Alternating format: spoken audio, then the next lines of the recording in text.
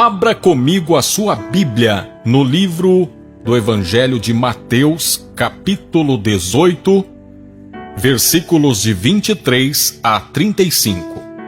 Por isso o reino dos céus é como um rei que desejava acertar contas com seus servos. Quando começou o acerto, foi trazido à sua presença um que lhe devia uma enorme quantidade de prata. Como não tinha condições de pagar, o Senhor ordenou que ele, sua mulher, seus filhos e tudo o que ele possuía fossem vendidos para pagar a dívida. O servo prostrou-se diante dele e lhe implorou: "Tem paciência comigo e eu te pagarei tudo."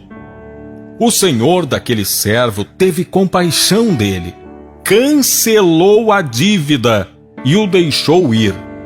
Mas quando aquele servo saiu, encontrou um de seus conservos que lhe devia 100 denários, agarrou-o e começou a sufocá-lo, dizendo: "Pague-me o que me deve." Então o seu conservo caiu de joelhos e implorou-lhe: "Tenha paciência comigo e eu lhe pagarei." Mas ele não quis. Antes, saiu e mandou lançá-lo na prisão até que pagasse a dívida. Quando os outros servos, companheiros dele, viram o que havia acontecido, ficaram muito tristes e foram contar ao seu senhor tudo o que havia acontecido. Então o senhor chamou o servo e disse: "Servo mau, cancelei toda a sua dívida, porque você me implorou. Você não devia ter tido misericórdia do seu conservo como eu tive de você?" Irado, seu senhor entregou-o aos torturadores até que pagasse tudo o que devia. Assim também lhes fará meu Pai Celestial, se cada um de vocês não perdoar de coração a seu irmão. Aqui nós temos Jesus contando uma história, uma parábola, que é conhecida como a parábola do credor incompassivo. E Jesus está contando essa parábola, essa história, para ensinar um princípio divino, para falar de algo muito importante para todos nós. Aqui Jesus está mostrando como é que Deus fez com o homem para resgatá-lo da perdição. Aqui Jesus vai falar de graça e de perdão. E então Jesus, para poder ensinar as pessoas acerca desses assuntos que são de difícil compreensão, Jesus, que era e é e sempre será um mestre do saber e do ensino, Jesus usa aqui uma hipérbole. O que é uma hipérbole? É uma figura de linguagem com um tom de exageração. Mais ou menos igual quando a pessoa diz assim: "Fulano, desse jeito eu vou morrer de medo." É claro que a pessoa não morre de medo, né? Mas ela fala aquilo, ela está exagerando para dizer que vai ficar com muito medo. Então a hipérbole é isso. E aqui Jesus está usando uma hipérbole. Ele vai pegar uma situação dizendo que havia uma pessoa, um empregado, que devia para o patrão dele uma enorme quantia de prata.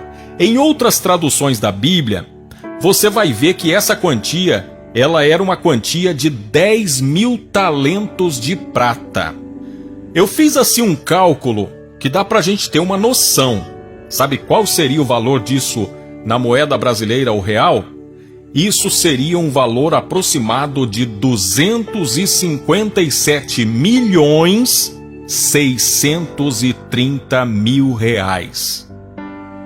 Um brasileiro, para conseguir um dinheiro desse, ele precisaria viver uns 300 anos, trabalhar bastante e guardar tudo. Esse homem estava devendo ao seu patrão uma quantia de aproximadamente 260 milhões de reais. E o patrão o chama para acertar contas e ele pede misericórdia. E o que é que o patrão faz? Cancela essa dívida. Se nós olharmos para essa dívida, era uma dívida impagável. Agora, olha que interessante, esse homem, esse patrão, cancela essa dívida milionária e manda embora aquele empregado Mas enquanto ele está indo pelo caminho, esse empregado também tem um outro empregado. Esse empregado, ele encontra o seu conservo, o seu empregado, que deve a ele 100 denários. O denário, ele representa mais ou menos um dia de serviço. Então eu calculei aqui um dia de serviço de alguns trabalhadores braçais custaria R$100 mais ou menos um dia de serviço de um trabalhador braçal, dependendo da profissão. Então seria assim, esses 100 denários seria em torno de R$10.000. E aí ele encontra esse homem e faz uma ameaça, dizendo: me pague o que você me deve, senão vou mandar prender a sua mulher, os seus filhos e você, até que você possa pagar. E isso era um costume da época. Quando uma pessoa não conseguia pagar uma conta, era preso ela, a família toda, para poder serem escravos e então quitar aquela dívida. Mas aquele conservo diz: mas tenha misericórdia de mim que eu vou te pagar. Não era a hora daquele rapaz que foi perdoado de uma dívida milionária lembrar do seu perdão e pensar: poxa, eu fui perdoado de algo que era impagável, vou perdoar esse pobre coitado que me deve aqui também. Não era para ele retribuir? Pois é, mas não é isso que ele faz. Ele manda para prisão o outro empregado dele e diz: vai para cadeia, trata de me pagar.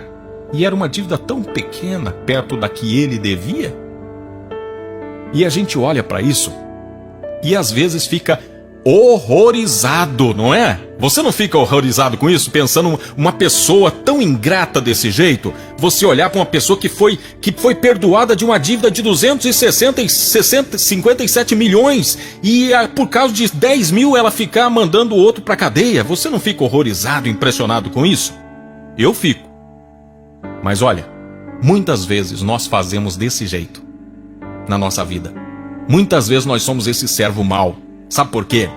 Porque quando nós chegamos diante de Deus e pedimos misericórdia, quando nós nos arrependemos do nosso pecado, o nosso pecado que era um pecado que nos mantinha na perdição e afastados de Deus, Deus, por intermédio de Jesus, pelo sacrifício de Jesus na cruz, Deus nos perdoou de uma dívida que era muito maior do que 257 milhões. A nossa dívida era infinitamente maior.